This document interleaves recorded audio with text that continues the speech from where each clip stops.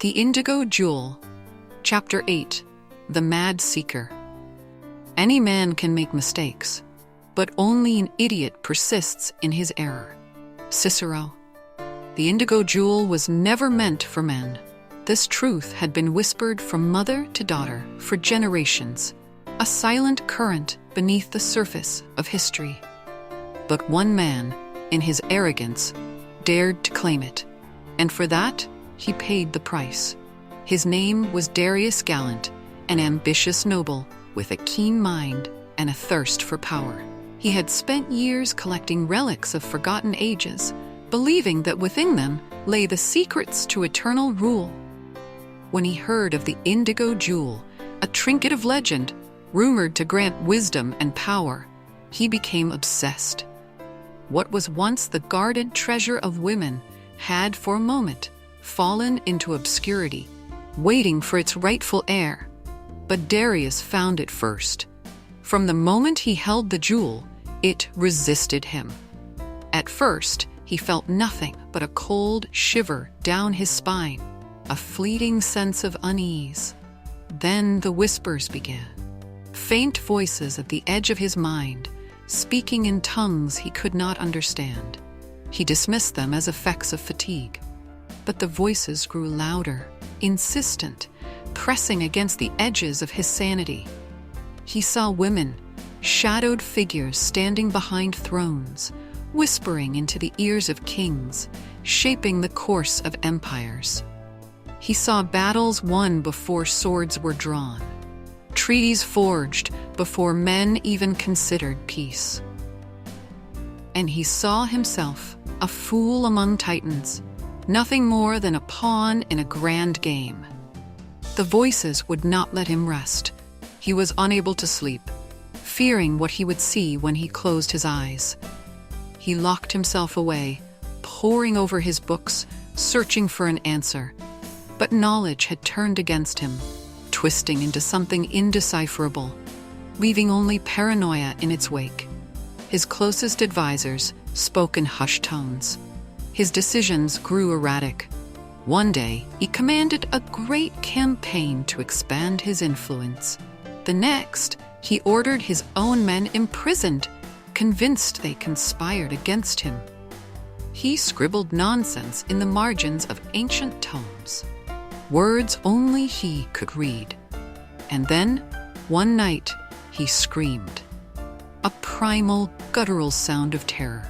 The jewel was flung from his hands, skittering across the ground. Darius clawed at his head, shouting of visions, of unseen hands guiding his every move.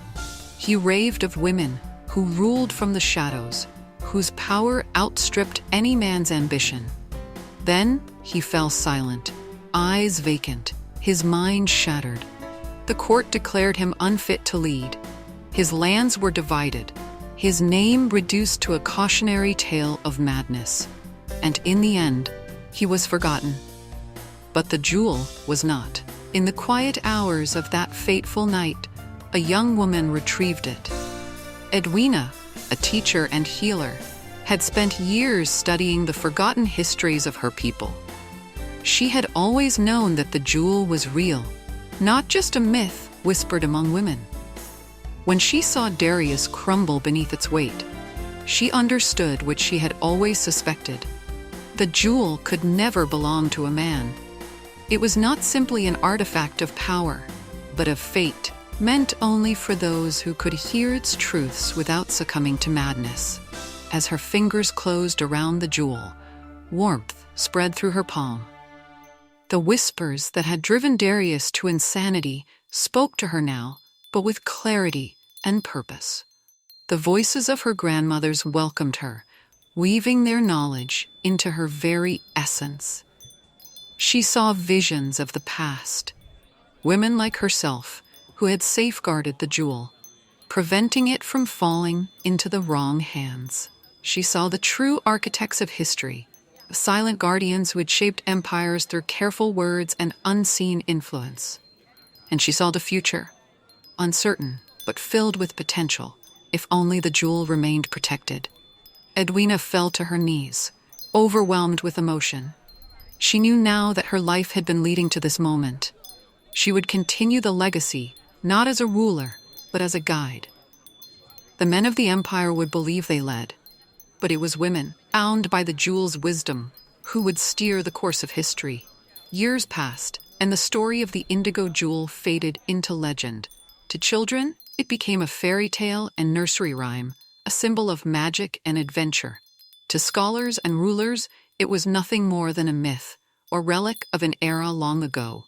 Only the women knew the truth. For a century after Darius's demise, this nursery rhyme was chanted by children in the village.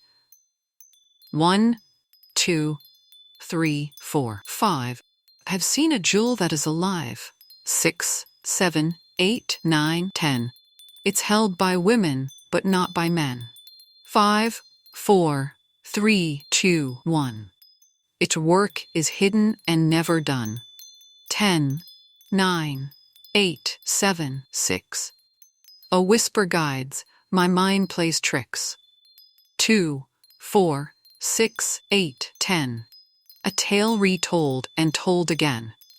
11, 10, 9, 8, 7. Someday, we will all go to heaven.